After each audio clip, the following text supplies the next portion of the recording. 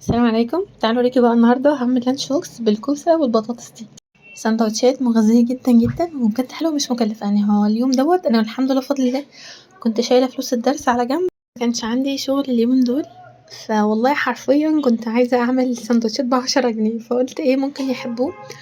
فقلت خلاص جبت ب10 جنيه جبنه، قلت للراجل هو في جبنه ب10 جنيه؟ قال لي فيه، فاخدت ب10 جنيه. بعدين روحت ما لقيتش عيش، يعني غالبا بناخد عيش اللي هو بلدي العادي، لان الفينو دوت لو كل يوم كل يوم مش هنلاحق عليه بصراحه، عايز فلوس لوحده ده.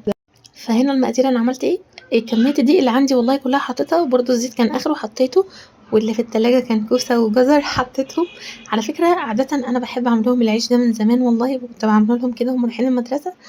آه، يعني الحمد لله بفضل الله نعمة وفضل والله، لو ما عنديش عيش باعمل لهم العيش ده. وساعات كنت باشتري مخصوص ليهم الكوسة احط لهم حبة، وبالله اعمل على الغدا منه شوربة وكده بجد. يعني خضار داخل، بالاخص هم عندي ولادي ما بياكلوش الخضار ده.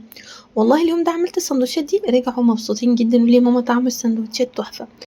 اصلا كان جات لي الفكرة دي بسبب ان هم ما كانوش قادرين ياكلوا خضار، لدرجة ان انا كنت بحط لهم شوية خضار كده صغننين في وسط الكيكة.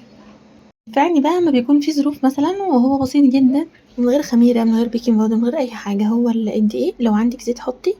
أنا عن نفسي حطيت بتاع معلقة بس اللي كانت متوفرة، وبشرت الجزر والكوسة زي ما شُفتِ، ورُحت مبططاه من غير خميرة، يعني ما اخمرش ولا أي حاجة، على الطاسة كده بيبقى طري جدًا، هو عشان سخن أوي.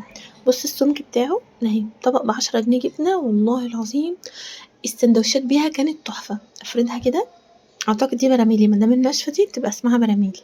على حسب بقى أنتِ عندِك دقيق قد إيه وعملتِ كام رغيف براحتك. أنا عن نفسي هنا كنت عاملة لكل واحد من ولادي 2 وعملت لحور واحد. أنا الحمد لله بفضل الله، الحمد لله بفضل الله معوّدة ولادي اللي موجود ناكله، اللي موجود ناكله، يعني هو الأكل مش أهم حاجة في حياتنا، يعني إحنا بناكل الحمد لله. أحاول حتى لو حاجة بسيطة أحاول أعملها اللي هي مغذية، وفي نفس الوقت تكون مش مكلفة لو مش معايا. ربنا مسهّلة معايا وكارمني وشغالة وشايلة فلوس مثلًا دروس على جنب، خلاص ممكن أعمل حاجة هُم حابينها. إن شاء الله هابقى أشارك معاكم الlunch box بتاع كذا مرة، يعني أمّا أعمل يعني الlunch box إن شاء الله هاشاركها معاكم بعد كده. وبس هو ده الlunch box اللي أخدوه، وده بتاع جنات، وبس أشوفكم على خير، سلام عليكم.